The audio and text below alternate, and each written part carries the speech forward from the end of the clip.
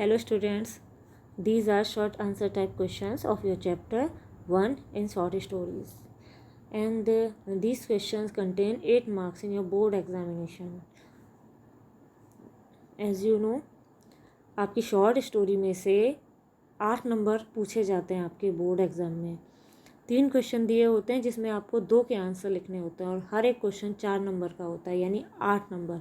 और ये 8 नंबर आपको लेना काफ़ी इजी होता है क्योंकि ये काफ़ी इजी है और आप 2 शॉर्ट याद करते आते हैं लिख कर वहाँ पे और आपको 8 नंबर मिल जाते हैं। चलिए देखिए, स्टोरी पढ़ ली है आपने और समरी भी समझ ली है, तो ये क्वेश्चन भी आपको इजीली समझ में आ जाएंगे। व्हाट वर शंकुस प्रॉब्लम्स, शंकु की क्या समस्याएं थीं, and how did he plan to solve them, और उसने इन समस्याओं को सुलझाने की योजना कैसे बनाई। देखिए, there were mainly 2 problems before Shanku. Shanku के सामने मुख्यतः 2 समस्याएं थीं। अब 2 कौन कौन सी थी देखिए। First, to meet the expenses of his family in his small income, अपनी छोटी सी इनकम में यानी आय में अपने परिवार के खर्च देखना। और दूसरी, to repay the loan which he owed होता है उधार लेना, टू डिफरेंट पीपल, और उस लोन को चुकाना जो उसने अलग अलग तरह के लोगों से ले रखा था। लोन होता कर्ज पे पैसा लेना। Shanku had only one way to solve these problems, Shanku के पास इन समस्याओं को सॉल्व करने का केवल एक ही तरीका था। इट वाज, और वो तरीका क्या था, it was to pick up the gold watch from the office table of his officer, और ये तरीका था कि वो अपने ऑफिसर की ऑफिस टेबल पे से गोल्ड की जो घड़ी थी उसे चुरा ले या उठा ले। पिकअप मतलब उठा ले। And to get money by selling it, और इसे बेच करके पैसा इकट्ठा कर ले या पा ले। अब उसने यही सोचा कि अगर मैं अपने ऑफिसर की सोने की घड़ी चुरा लूँगा तो उसे बेचने के बाद जो पैसा मिलेगा उससे मैं सबका कर्ज चुका दूँगा। नेक्स्ट क्वेश्चन, व्हाट स्टॉप्ड शंकु from stealing the watch in the beginning, शुरुआत में किस चीज़ ने शंकु को घड़ी चुराने से रोक दिया। आगे देखिए। Shanku was afraid of being caught, Shanku पकड़े जाने के डर से डर गया। ठीक है, यानी शंकु को ये डर हो गया कि कहीं मैं पकड़ ना जाऊं। ही फियर्ड, वो डर गया, that someone might see him, कि कोई ना कोई उसे देख लेगा। ही वाज नर्वस, इसीलिए वो नर्वस था। दिस थिंग स्टॉप्ड शंकु फ्रॉम स्टीलिंग द वॉच, और इसी चीज़ ने शंकु को घड़ी चुराने से रोक दिया। Next question, describe how Shanku steal the gold watch, वर्णन कीजिए कि शंकु ने कैसे गोल्ड वॉच चुराई। वन डे, एक दिन, Shanku saw that his engineer had gone to lunch, एक दिन शंकु ने देखा कि इंजीनियर लंच करने के लिए चला गया। And his watch was lying on the table, on his table, और उसने देखा कि उसकी जो सोने की घड़ी है वो टेबल पर रखी हुई है, क्योंकि उस इंजीनियर की आदत थी जब भी वो लंच करने जाता था तो अपनी घड़ी को उतार कर रख देता था। So he went into the office, इसीलिए वो ऑफिस गया। लुक्ड ऑल अराउंड हिम, अपने आसपास देखा। And put the watch into his pocket with trembling hand, trembling होता कांपते हुए, और फिर उसने कांपते हुए हाथों से उस घड़ी को उठाकर अपनी जेब में रख लिया। आपको पता है वो खिड़की खुली रहती थी उसके ऑफिस की, तो उसमें से आराम से उसका हाथ चला गया, उसने उठाई घड़ी और जेब में रख ली। नेक्स्ट क्वेश्चन, व्हाट थॉट, क्या विचार थे, ट्रबल्ड शंकु after committing the theft, theft होता चोरी, चोरी करने के बाद किन विचारों ने शंकु को परेशान कर दिया। ट्रबल्ड कर दिया मतलब परेशान कर दिया। अब ये क्वेश्चन दूसरी तरह से भी पूछा जा सकता है, अक्सर ये क्वेश्चन पूछे गए हैं, 2019 में आए हुए सारे क्वेश्चन हैं ये। डिस्क्राइब द बिहेवियर ऑफ शंकु after he had committed the theft, चोरी करने के बाद शंकु के व्यवहार को बताइए। अगला, वाई वाज शंकु फील सफोकेटेड, शंकु घुटन क्यों महसूस कर रहा था।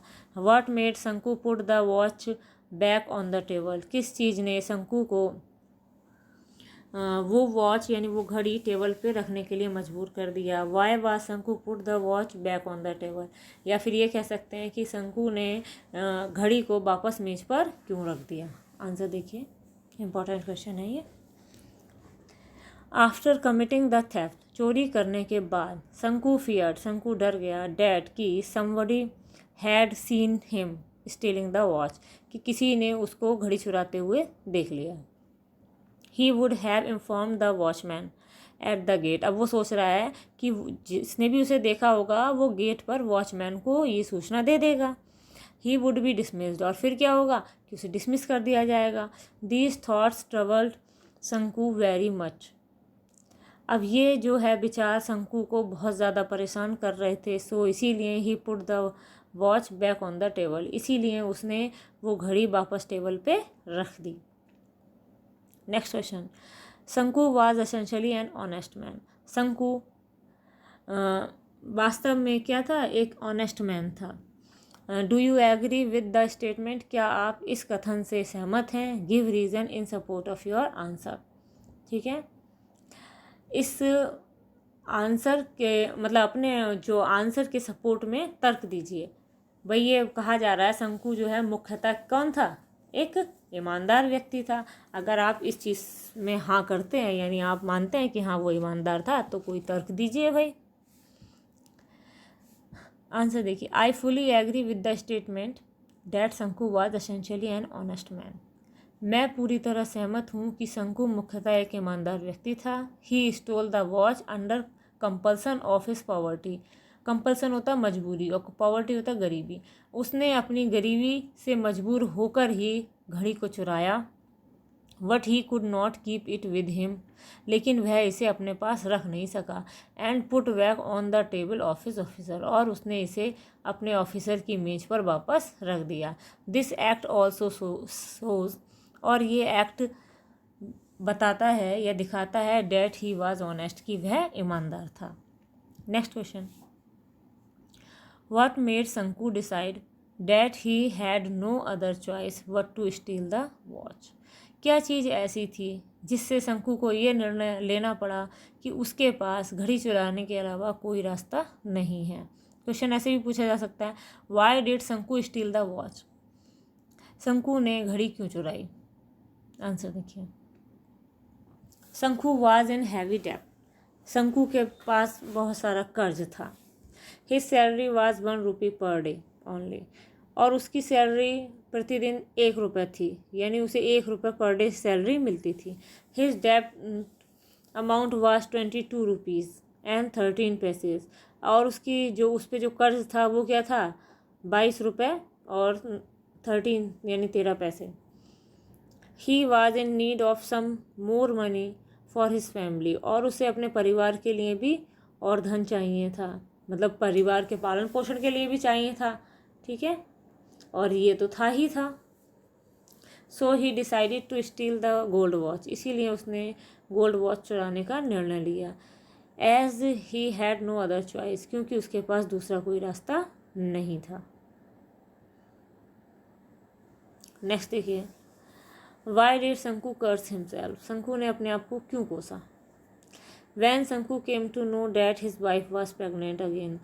जब शंकु को पता चला कि उसकी बीवी दोबारा से प्रेग्नेंट है, ही कर्स्ड हिमसेल्फ, उसने अपने आप को कोसा। बिकॉज, क्योंकि he was not able to support his family, क्योंकि वह अपनी फैमिली को सपोर्ट करने के लिए समर्थ नहीं था। मतलब क्या, इतनी गरीबी में जी रहा था तो भाई कैसे कर सकता था।